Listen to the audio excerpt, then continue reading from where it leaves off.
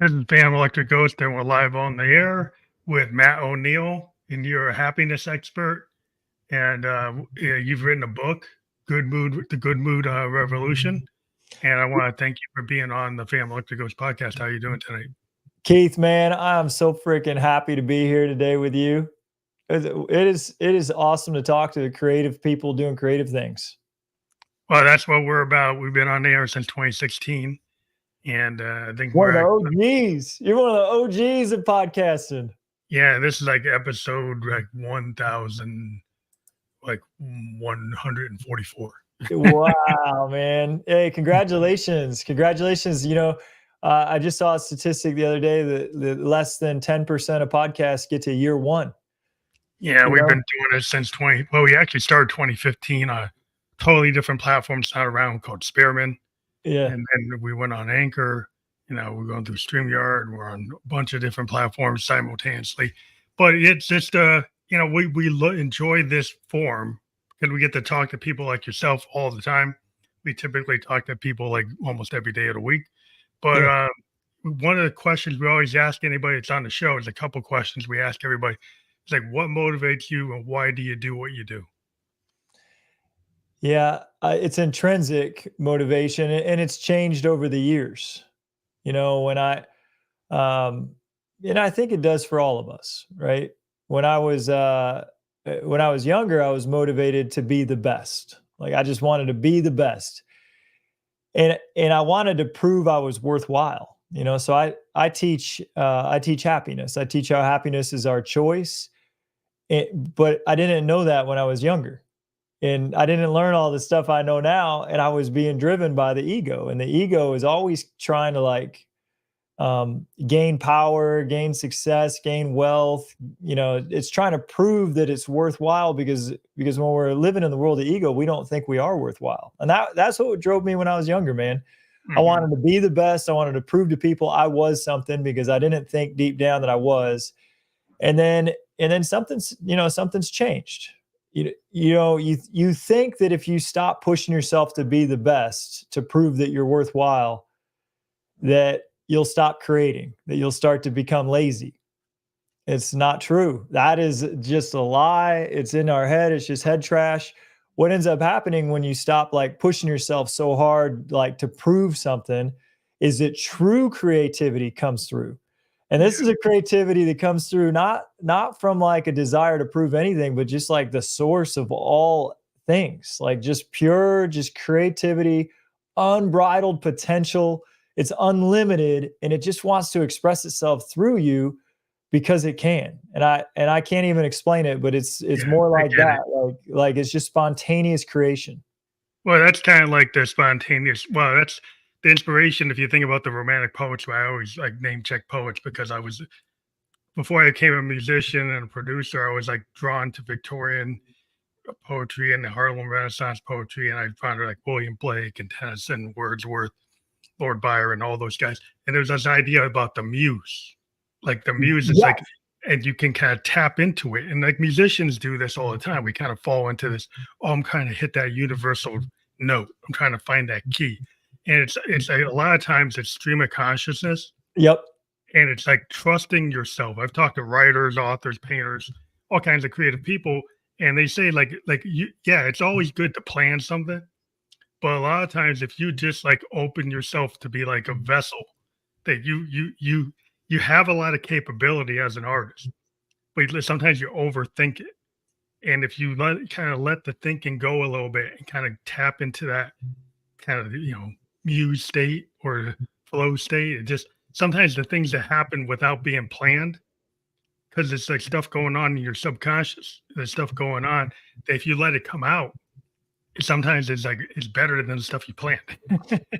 Yeah, absolutely. Now it takes talent too, right? And talent, I think talent is something that you develop through purposeful practice. And Malcolm Gladwell had the 10,000 hours. You need 10,000 hours of purposeful practice to master something. So you got to put in your hours. The muse will come out through my 6-year-old daughter too.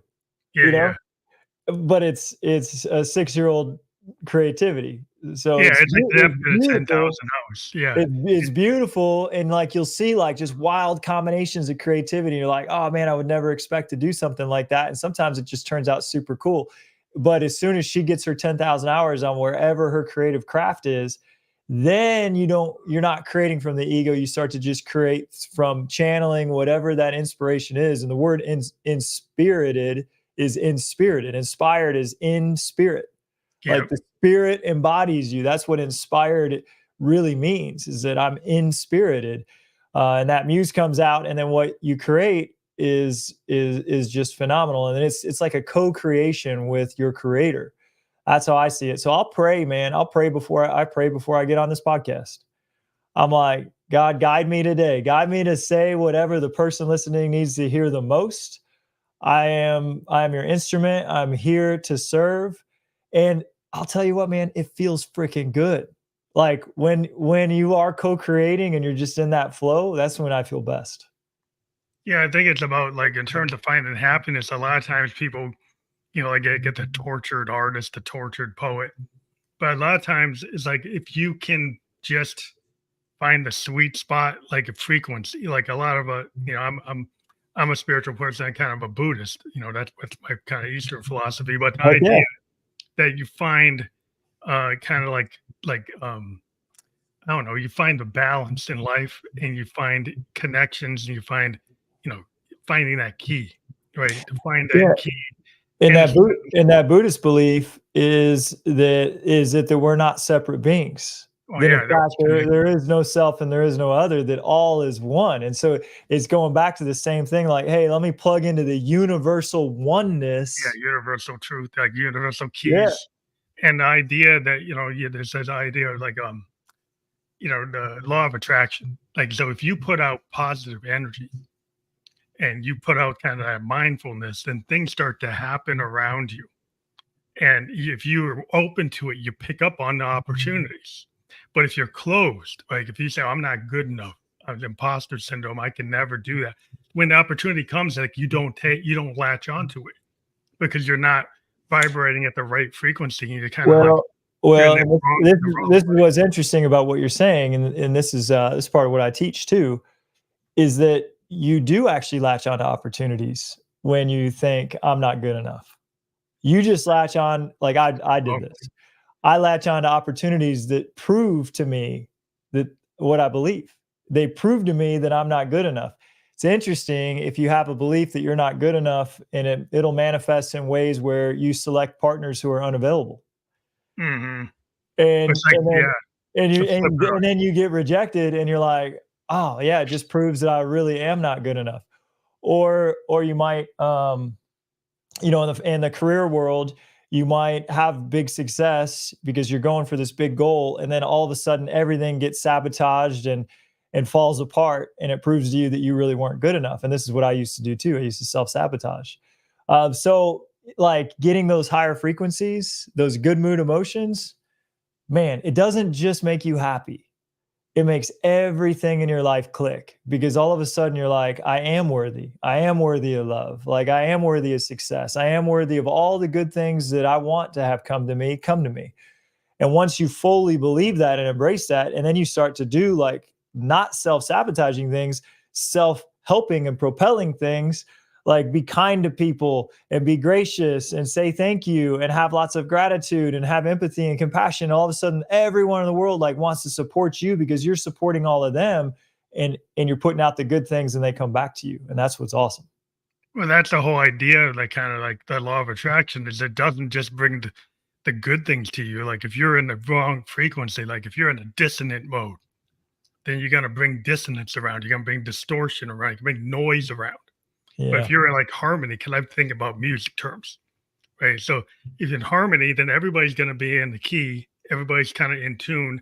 So then you have that situation where you're more empathetic, right? So more people are gonna be around you because you're not prickly.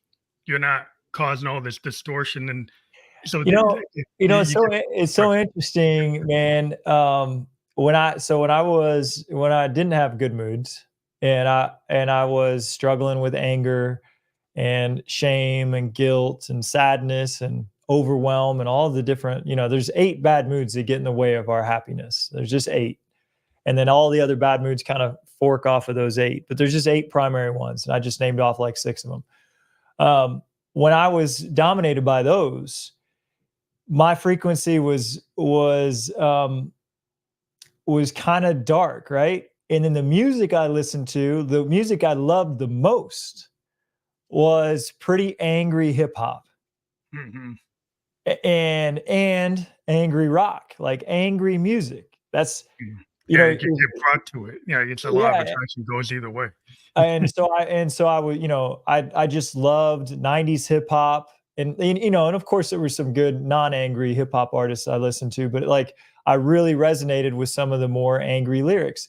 Now, my whole emotional frequency has changed. And when angry, degrading lyrics come on, all of a sudden I'm like, man, that's not Yeah, really turn music. off. That's Turn off. not Yeah, you're that's not not. music for me. Yeah, well, it's like your alignment to like the universe is kind of can be point in time where you are.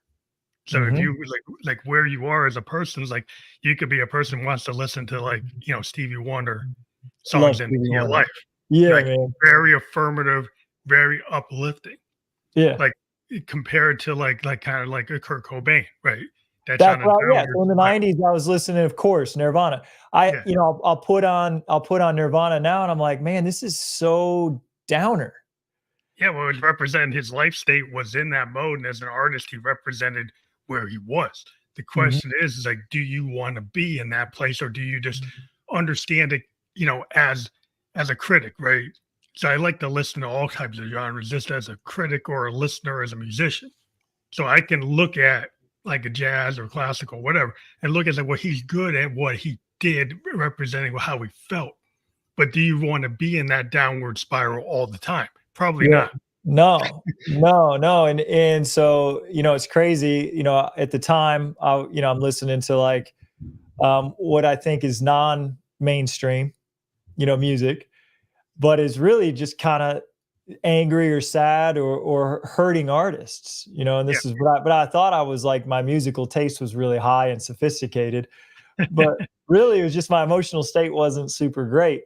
And now as I've raised myself into more of a happy human being and I teach happiness, I find myself in mainstream, like more, all pop music is genuinely happy, right?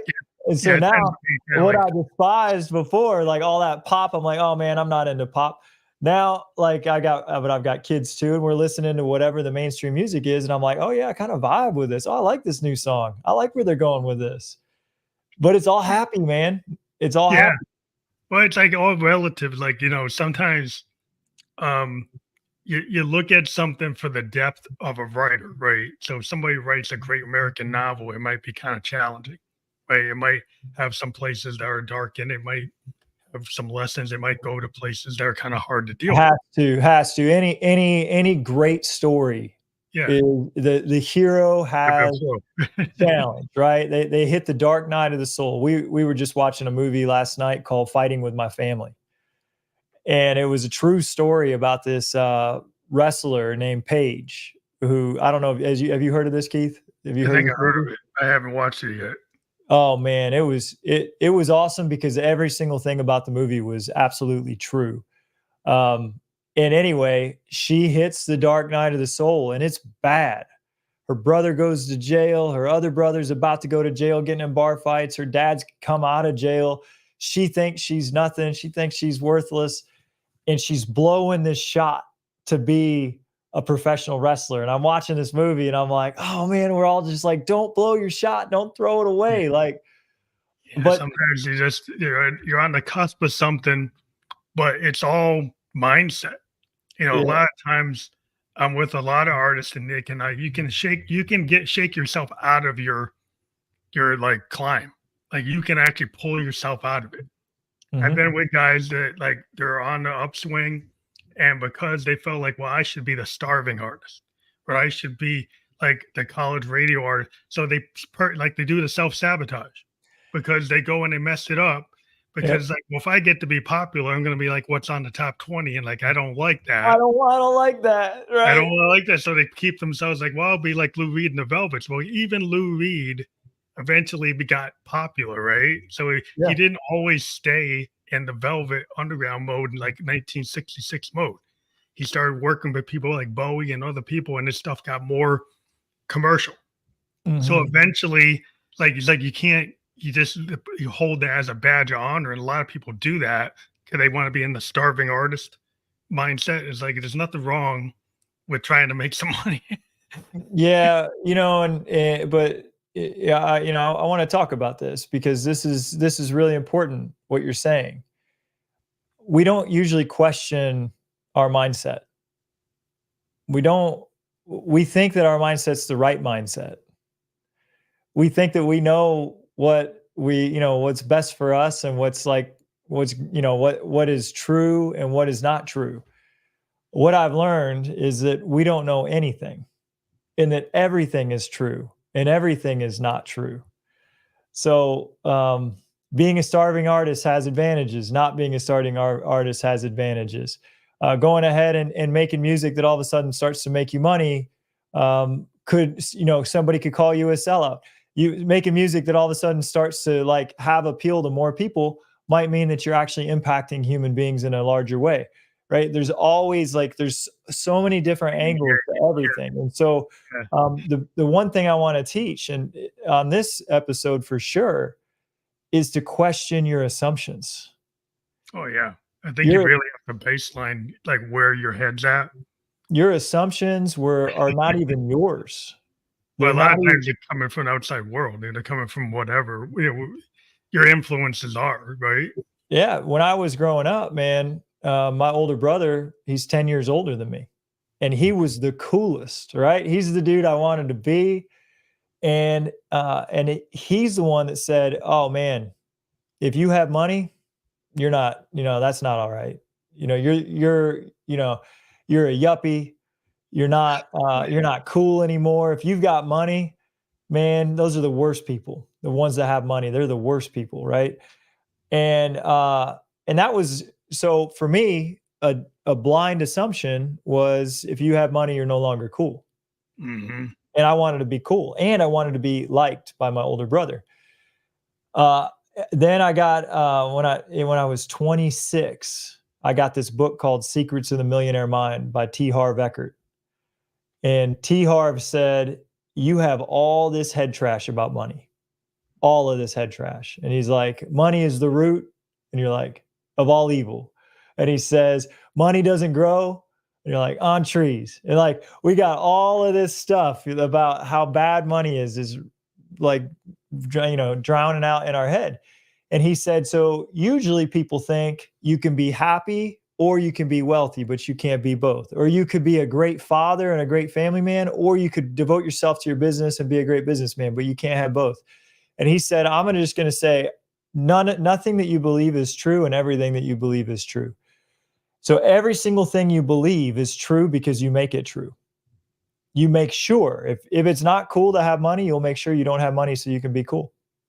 Or you can be cool and have money. Is that Yeah. also true? That's also true. And there's so many of them, right? Like how many of my heroes, my artistic heroes are so freaking cool and then they're on top of the game, right? Like who's going to say Jay-Z isn't cool? And he's like one of the wealthiest dudes ever, but if Sean Carter walks in a room, you're like, that dude's cool. He just is. He just oozes cool. Because And yeah, I mean, you have to have.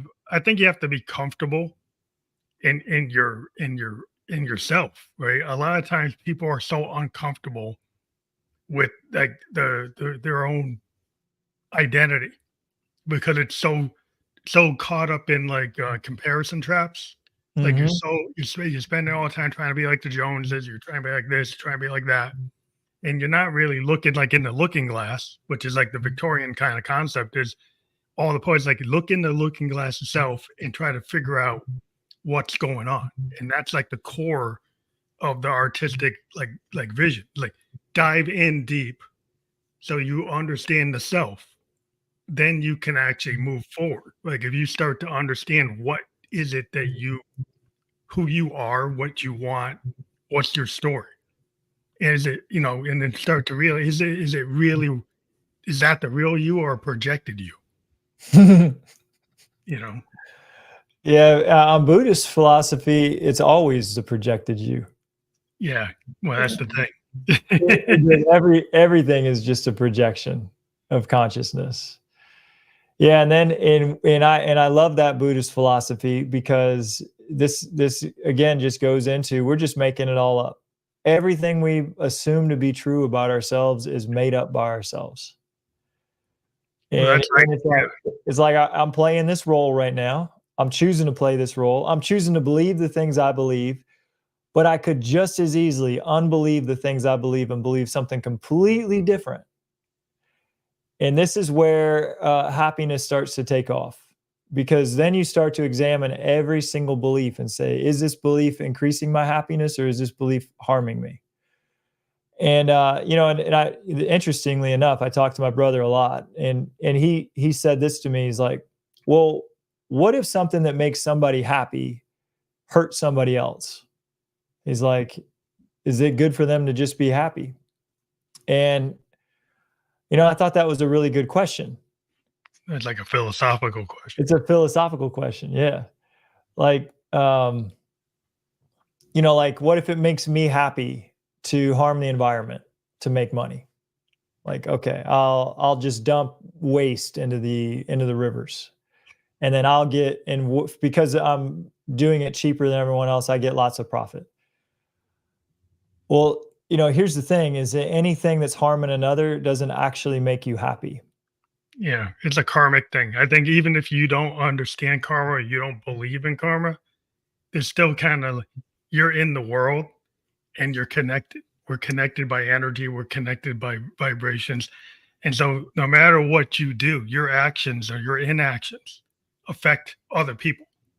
And And you are accountable to them. You can believe in karma or not believe in karma. It doesn't matter. It's just like you can decide not to believe in gravity, but it's a law. yeah, it's there. Karma is a law. And when you do things that harm others, it comes back on you. And so you may, so again, on this philosophical question, if something makes the other people worse off, but it makes you happy, is that a good thing? And so my answer is that the only things that truly make you happy are good for all. Yeah. I mean, like if you're thinking about you're living on the planet, you're in it, a system, right? Nature has all these systems, but then humans try to put themselves outside the system. Kind of this Calvinistic idea compared to the ancients that had One this of the easiest things to be happy is to go into nature. yeah. One of the easiest things is go for a walk outside. Go be But in the trees, listen to the birds, pet a dog. Like go be with nature. Go look at water. Go on a hike. Get sunshine, right? That is one of the things. It's a fail safe. If you're ever not feeling happy, go outside. I think that's where a lot of humans make that mistake because there's some philosophies and some ideologies, some concepts that have put human beings outside of that natural system, right? And then if you put yourself outside of that system, then you're gonna tend to fail, and then you're gonna wonder why you're failing because you're not connected. Because you're Yeah. thinking that you don't need to be connected, Uh, and you we're and I think we're artists here, and we can use our imagination. Imagine this: you get on a rocket ship and you take off from Earth, and takes a huge amount of energy to get you past the gravitational pull. But eventually, it takes less and less and less, and one of the boosters falls off, and another booster falls off, and then you start to just fly away at a rapid pace because there's no longer any particles holding you back. And you turn around and you look back at where you just came from, and this tiny blue dot is behind you. And surrounding that little tiny blue dot is vast, vast, vast, dark emptiness of nothing. That's where we are right now. We are on one tiny blue dot, all the plants are with us, the animals are with us, the water is with us, the soil is with us. We are one ecosystem. We are not separate from it. If you were to look back at that planet, you would see one planet. I had an opportunity to meet Jane Goodall, who spent time studying the chimpanzees in the Gombe. And Jane said to me, she said, we think that we're different from the animal world and the plant world, and so that we can abuse them. But if the plant world dies, we die. If the animal world suffers, we suffer. So we've got to stop. So one of the 8 bad moods is greed. And greed is driving so much of the destruction. We would heal the planet when we healed our emotions. Well, This is the issue, is that our emotion, but greed. So why does greed pop up? This is a good question. Again, we want to question what's going on in our head. Well, there's a part of us that just wants to survive. And that part of us is the human ego. And the human ego says, the more I hoard, the greater my survival chances are. You and I were talking about being a little bit more spiritual. In the Lord's Prayer, it says, God, give me today's daily bread. And if every day we wake up and we say, hey, provide for me today's bread. I don't need 10,000 days worth of bread. Yeah, that's the problem. Provide today's bread. And guess what? Today's bread's always been provided your whole life. Every single day you've ever been alive, today's bread has been provided to you. And if it hadn't, you wouldn't be here. So we don't need to hoard. We don't need to go ahead and get 10,000 days worth of bread. We don't need to destroy the planet for more profit, destroy the animals for more profit. It's just not necessary. In fact, it's harmful. It's going back to that karma thing. So how can we just say, okay, guide me today, give me what I need today, and I'll be happy today. And then tomorrow when I wake up, guide me that day too. And that's kind of tapping into that muse that you and I first started talking about. Well, I think the problem is the societal structure is kind of geared toward, if you study like Calvinism and the connection to capitalism, there's this idea like if you hoard and you get all that wealth, that there was an idea that put you closer to God. that the rich people were closer to God because having the wealth made them better people. And Jesus said it's harder for a rich man to get into heaven than it is to put a camel through an eye of the needle. And he wasn't saying that you can't be a great human being and have wealth. Yeah. He was saying when you make wealth and greed the idol, that you've lost your way. I think that's the problem, is that there's certain ideologies in economics that have decided in our society that a CEO can make hundreds or thousands of times more than the average person. Mm-hmm. I always question, like, why is that one person worth more than the people who were the line workers, the architects, the designers? All those people aren't worth as much as that one man. How could that one man do everything himself? He doesn't. And so the idea that you concentrate the wealth in these kind of castes that we have in our society is very destructive, because it leads to hoarding. It leads to not sharing. It leads to doing things that are destructive. Keith, did you know we solved world hunger? Well, I know there's enough food, but we don't pass it around. Modern science has solved world hunger. Hallelujah. And yet we in America throw more food away than other countries could use to eat. For money. I mean, we have companies that dump milk to keep the price of milk high, right? They dump wild, man. They dump grain. All right, hey, I'm getting out on like societal stuff, but the society and our personal lives are mirrors, right? So in society, we're saying, oh, okay, the greed of the corporations is harmful. Well, in our personal life, personal greed is harmful. And how does this manifest itself? Another thing that'll show up this way is pride. Pride's one of the other 8 bad moods. Pride is this feeling that I need to be superior. And so some people are like, okay, well, I need wealth. I need wealth to be superior. In an artistic way, it may be, I need fame. I need fame. I need fame. I need people to know that I'm great. That's where I was at when I told you I was coming up, and I needed to prove I was worthwhile. Um, Pride is you can't be prideful and happy at the same time. You also can't be lustful and greedy and happy at the same time. Happiness is a state that happens in the now. It's connected to presence. The Buddhist philosophy would teach us to meditate, to meditate, to be in the now. Like Ram Dass said, be here now. When we are here now, it's the only time we can be happy. When we are fully present in what is happening right in this moment, it's the only time happiness is available. Now, I'm not saying that we're happy all the time in the now, but if we're ever not happy in the now, it's because we're listening to our mind. And our mind is the one that makes us unhappy. And it makes us unhappy with 8 bad moods. One of them is lust and greed. And so when the mind is saying it's lusting for something, it needs more, it needs more, it needs more, we're unhappy with what's going on now because we're saying the now is inadequate. But the now could never be inadequate.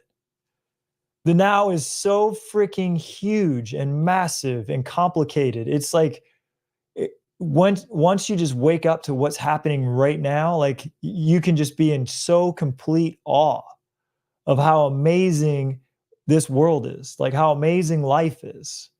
It's so fascinating. And this is where we get lost in music, like, or art. And we're like, oh man, like I'm just so into right now, co-creating the muse, everything we talked about. That's joy, is being so lost in the now that our thoughts don't bog us down.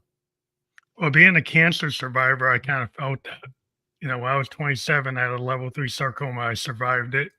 And what I started to realize is I was always obsessing about, like, oh, I want to get to this point. I want to do that.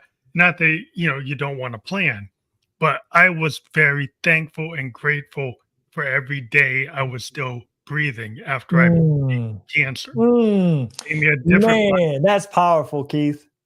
It gives you a different mindset, because if you're in a mindset that you feel like, oh, I'm not doing without, right? I'm actually here. That being here in the present is a gift.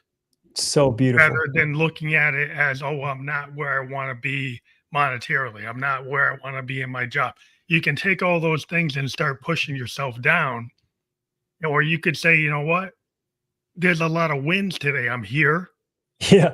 I'm having a good day. I'm talking to my wife, talking to my daughter, wave at the neighbor, look at a bird, start to have situational awareness in the now. Yeah. Instead of like always thinking about, oh, where's my bond, where's my stock market rating, and where's my crypto, where's that? If it's not where I want it to be, then I'm down in the dumps. Like you got to start, not that you can't plan, but you got to have like a balance to, like, how important is that versus like your inner peace. Man, so this is fascinating. How many years ago was did you become cancer free? Age 27. I had the cancer. Age 28, I got out of it. Well, it took 5 years to be clear. So age 27 to 32. So I'm 56. So I've been cancer free since then. Over half your life. Yeah. Man, congratulations, bro. And would you say that diagnosis was one of the most important things that ever happened to you? Yeah, because I wouldn't have done a lot of things that I did. Like I went and ended up traveling to Japan, because before I would have been too scared to do that. I ended up, doing this podcast. I ended up creating music. I ended up pushing myself into places that I was uncomfortable previously, because I was willing to say, well, if I can survive that cancer, what's the big deal about this? What's the big deal about going to a country I don't know the language, but I'm going to be there for 2 years? It's like, well, I'm going to have to learn it. I'm going to have to learn it. I'm not going to worry about it because I'm going to be in it. So, like, my parents and everybody around me said, well, how could you go there? You don't know how to speak Japanese. It's like, that's not a problem. You'll figure it out, and you do. You have to stop getting nitpicking on all the little things that are hard. Just like it start to accept it, like, oh, your brain's pretty powerful. You'll figure it out. You That's know, crazy. Yeah, and so trust and confidence are two of the good moods that we definitely want to enhance. And confidence isn't like confidence is exactly what you just described. True confidence comes when we say the future is unknown, and yet I have faith in myself that I'll be able to handle it no matter what it is. And you got a whole track record, you especially, because like you've done so many crazy things where you've learned that, oh man, I can really take on anything and I'm going to be okay. But all of us have a track record of saying, I've never known what the future is, and I've been thrown into some crazy situations and I've handled them all, and I'm still here to tell the tale. And so when we get fearful of going for it, we're fearful of failing. And again, this is ego stuff. Like, what's the problem with failing? Nothing. but nothing wrong. I think it's actually good. As an artist, like like your so-called failures are just rungs on the ladder to where you're gonna hit your success. You Yeah, cannot have success without failure. The yeah. two, the two go hand in hand. In fact, failures is the way to success. I'm in software design. That's my day job. Yeah. We go through iterations. Not everything we do works the first time. Sometimes we do iterations. You'll see point 1, point 4, point 6, point 15, point 17. We keep on making iterations till we get it right. And we don't know what we don't know. Right. And a lot of times we're doing stuff that we never did before. Right. And then you try it. And then you try it. And then you know what? Sometimes it freaking works. That's why there are updates. Like, check your phone. Like, why are you getting all these updates? Because the software designers, that's why we didn't get it right. Yeah. But we didn't stop us from putting it out. We put it out knowing that now we can have continuous development, which is not the way it was back when I first started. That's our life. That's our life too. Our life is continuous development. Hey, I'm gonna put out the best I got today. I'm not gonna be afraid to try it. I'm gonna put it out there. It's not gonna be awesome all the time. Sometimes it's actually gonna just be a total flop. I'm gonna put it out there and it's gonna be a total flop. But I don't need to worry if it was a success or if it was a flop. I just have to show up, do my best, live unencumbered, live free, create with all my might that I got. And then if it's a flop, learn. Yeah. Lessons learned. Iterative, development is like, you can take that to your personal life. Like the way we do our software development, we have this concept called agile, which agile means we just do iterative development, which means that we're agile, which means that I thought of it as like a jazz musician. It hits, somebody hits the wrong note and you look at that as an opportunity. That's agile, right? So if you make a mistake, well, it's a happy accident. Sometimes the mistake actually is more valuable than what the planned event was. There's a lot of things in development of science and stuff that are not actually known outcomes. They're kind of unknown unknowns, right?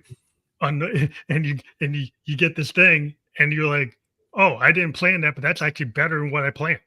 And then you go with that. Because that's sometimes it's actually going to do better than what we were working on.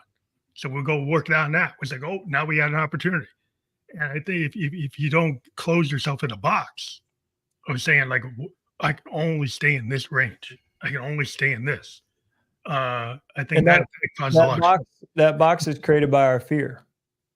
And, it's fear of judgment. It's fear of judgment by others. And it's rightfully so. When we were really young, we were not afraid of judgment. Like when I watch my kids, I got 4 young kids. Up until like the age of 6, like before the age of 6, they would just do anything, say anything, try anything. Didn't matter if they were going to fall on their face, get up in front of a bunch of people, sing a song. Didn't matter if they could hold a tune or not, right? Try a dance in front of a whole crowd of people just because they feel like dancing. And then something happens age 6, 7, 8, 9, where you stand up in front of class and you try something and one kid laughs. And then the whole class laughs. And you're like, oh, I shouldn't get outside of my box. Yeah, the shame game. Or they're gonna laugh and they'll judge me. And then something else happens and you say the wrong answer, and then somebody laughs because you said the wrong thing, and then everybody laughs, and you're like, oh, okay, maybe I shouldn't speak up about what I think. And then we become adults and we're like, I'll only do what I'm good at. I'm going to stay in this little box. I've proven that nobody's going to laugh at me when I do these things. And so I'll just do these things, and I'm not going to get outside of my box because I don't want anyone to judge me negatively, because I got bad memories, subconscious memories of me being judged when I got outside my box. But here's the thing, man. All progress is outside of our comfort zone. And when we stay in this little tiny box, we're boxing ourselves in until we box ourselves in at the end of our life. Like, we are just slinking our way into our casket without ever making any waves, without ever being noticed, just making sure we just die without ever doing anything significant. That fear of, what if I went through this box and people laughed at me and said I was terrible? What would happen then? Man, what if I went to Japan and didn't know how to speak Japanese? How would I order any food? How would I survive? What would happen? I don't know, man. I think it's going to be okay. I think it's going to be okay if I start this podcast. I think it's going to be okay if I write this book. I think it's going to be okay if I try this new instrument. Let me just see what happens. If they laugh, they laugh. And then we try it. We put the podcast out. We put the book out. We try the new instrument. And probably at first, we're not super good. But usually there's supporters that are like, oh man, hey, this is good. This is good what you're doing. Let's keep it going. And then you're like, okay, well, now I want to get better. I want to become a better podcaster. I want to become a better author. I want to become a better musician. And we put on our 10,000 hours. And at some point, that's our new thing. And we live a full life. So don't stay in the box. Yeah, I think the problem is a lot of people, vulnerability, the lashback and the other side of it is like the shame and the people putting you down and the haters. And you kind of have to build up a little bit of a skin, a little bit of a wall to like, okay, I can hear this critical feedback coming in, but people take it to heart. Like, it's a matter, like, it is your ego that's causing the problem, because like, you don't want to get pushed down. You don't want to be, everybody wants to belong, because we're human beings. We're very social. And so if you feel like I'm being put in the outside, the outsider's going to get knocked out of the clan, to get knocked out of the clan, then the wolf's going to be at the door. So I think everybody's still operating like you're going to get kicked out of the tribe. The wolf's at the door, the saber-tooth's at the door. You're all by yourself. And so you don't want to be in that spot. But That's for sure. That's for sure what it is. It is a survival instinct that if I say the wrong, when we lived in a tribe, if I said the wrong thing to the leader of the tribe and he laughed at me and then everybody turned their back on me and I got kicked out of my own, I would die. I would die. And so the fear now of public speaking, or the fear of doing something new and getting laughed at, is that we really think we could die if we go out and say something that people don't agree with. Just push through that fear. We're not going to die. Usually there's okay, so there's just straight up haters that hate everything, like trolls, right? Yeah, They hate everything. I love Taylor Swift's song that she talks about people hiding behind the internet and just being haters behind the internet. She has a lot of haters, but she's super big. So if she's worried about the haters, like, where would she be? She is worried about the haters. And so there, we'll say on Taylor here, because she's the biggest artist in the world. Maybe she's the biggest artist of all time. And she might be the biggest artist of all time. No one sold out live shows like she sold out. She's bigger than the Beatles in terms of her live shows. And the Beatles were ridiculous. The Beatles sold out Yankee Stadium one time, and people were like, what? A musical artist sold out Yankee Stadium? That was like how big they were, but now she's selling out stadiums every single night of the week for like 3 years in a row in every single country. Yeah, like crazy, man. So sometimes there's just trolls. I don't take hate from people I don't know. So if I get hate on the internet and I don't know that person, I block, delete, and hide. No reason for me to engage in just straight up hate from somebody I don't even know. that's a sorry person, right? That's somebody that hates himself so much that they want to spread more hate in the world. It's like you squeeze an orange, you get orange juice. You squeeze a lemon, you get lemon juice. You squeeze somebody that's just full of hate, and hate comes out of them at people they don't even know, man, right? Yeah. Yeah. So when somebody you don't even know is giving you hate, do not engage. No need. That is a hateful person. If you engage, you will not change their mind. They hate you and everybody, and they really, truly, they just hate themselves. So if you want to do anything, just say a prayer for them. Pray that they find some love in their life. Then you got criticism from people who do know you. That's called valuable feedback. Yeah. It's Yeah, hard. It's constructive. hard to hear. It's hard to hear criticism from people who do know you, who want the best for you, who say, that was good, but there was this one thing you did that wasn't so good. And then that can like really hurt. You're like, oh, you didn't love it unconditionally. Like I gave everything I had for that. But if you can be open to somebody who actually wants the best for you, giving you critical feedback can be the greatest gift. And this is interesting because we can grow from feedback. If we don't take it personally, if we don't think we should be perfect, that it's okay to be imperfect, it's okay to be on a journey of self-improvement, and that we'll never actually make it. We'll only ever start to get better and better and better. And it's a mountain without a top, how much we could grow. Then every single piece of valuable feedback is a gift. Yeah. I mean, it's a mindset. I mean, Bowie had this mindset. They said, I don't feel good as an artist unless I'm treading water artistically.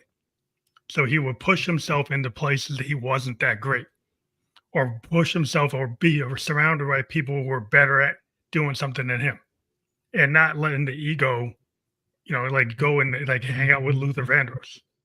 What a freaking artist. That guy was such an artist in all these ways. Like that's true. A true artist doesn't make music because they think other people are going to love it. They make music because they're trying to become a better artist. Yeah. Well, you push into different places, and regardless of whether people dig it, right? Because sometimes people won't dig it. It's like life ebbs and flows. So you could be a high on the hog Ziggy Stardust, and the next thing you do, maybe that doesn't carry the weight that Ziggy had, but it hit a different audience. Young Americans is different than anything Ziggy did, right? But it's like he didn't mind change. Maybe that rock audience didn't like the kind of soul infused Luther Vandross version of what Bowie was doing, but he didn't care. He's like, I want to tap a different vibe. And I think you have to be willing in your life to kind of go in that journey is to tap something that you feel is important, regardless of what anybody else thinks, and then take that critical feedback from the people who are close to you. And the enemy of progress to me is perfection. Because I'm always looking for the happy accident, because a lot of times those things are so much better than anything I planned. Not that I don't have my 10,000 hours, but a lot of things are kind of, it comes from trying something that you're not that great at. You try jump on the bass, and you're not the best bass player, but you might come up with something that a bass player wouldn't do. Right, because you're good at all these other instruments. Yeah, you might bring you're in the bass from a different lens. Yeah, I played like wind instruments. I might pull something from a clarinet and try it on a bass. Yeah. Bass player might not do that, but then they said, "Well, you shouldn't do that." It's like, well, maybe you think I should. Maybe you should do that. Maybe you should do that because then it comes out in a different way. So the initial reaction is, "Oh, you're not doing it right." But the whole point was I didn't want to do it the way it's been done. I wanted to try something different. So a lot of people, they talk about passion and going for their dreams is part of the keys to happiness. And we've been hitting on it this whole episode. But happiness, we are the happiest when we are progressing. Stagnation does not make us happy. Being perfect does not make us happy. Doing things to please other people, being a people pleaser, or doing things to get applause does not make us happy. Now, doing something to make somebody feel good, okay, sure, that can make us happy, but we're not because we want applause, because we're trying to like feel good about ourselves inside. We are always happy when we are progressing. And that's growth, and it's growth beyond our current ability. And we can't be perfect if we're growing at the same time. So I don't know if this resonates with anyone who's listening, but this is it, get out of the comfort zone, get out of the box, continue to grow. I mean, that's really the message of this whole episode. So if people go to your website, mattoneal.com, what do they find there? They connect with you there to get to your book and other things that you provide? Yeah, man. So at the website, I got a good mood superpower quiz, and you can find out what like your superpower is. I do say play on strengths. So if you're really really good at a certain thing and emotionally, you want to lean into that because that's going to give you the most confidence. So you'll find out what your superpower is at mattoneal.com. And then I've got a podcast where we just talk about how to feel good. And every week we put out an episode about how to feel good. It's called The Good Mood Revolution. And then on Amazon is the book, The Good Mood Revolution. It's a book about how to get out of those 8 bad moods and into good ones. Well, I want to thank you for being a guest tonight. I do encourage people to click on that link because it will be clickable everywhere that we're publishing. We're just live on Facebook, YouTube, and Twitch. We'll be on all the other platforms that you can listen to or watch a podcast by tomorrow. And thank you for Matt O'Neal for being here today. I do appreciate it. And thank you for being a guest on the Family Electric Coach podcast. Keith, you're cool, man. You're one of the cool ones. Thanks for having me, man. I loved it. Have a good night.